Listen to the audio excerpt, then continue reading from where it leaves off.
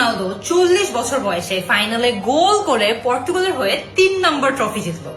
And wait, তার speech থেকেও কিন্তু অনেক কিছু শেখার আছে। Ganhar um título é sempre o auge numa seleção. পর্তুগালের জন্য এই ম্যাচটা জেতা ওর জন্য হচ্ছে ওর ক্যারিয়ারে একদম পিনেকলের মতো, মানে সবচেয়ে highest point. É as lágrimas, é o dever cumprido e muita alegria.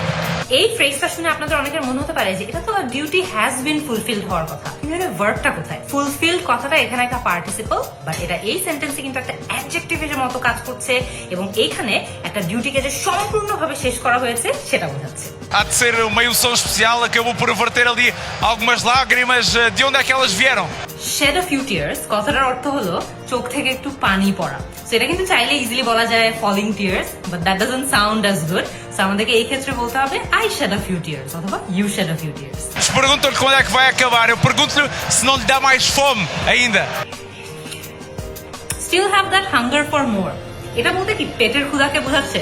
ঠিক না, এটা বলতে বোঝাচ্ছে যে সে অনেক বেশি কোনো কিছু কি অ্যাচিভ করতে চায় নাকি না সেটার ক্ষুধাটা।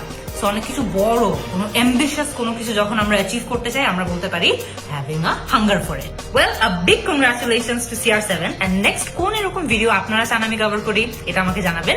But for now, see you in the next video.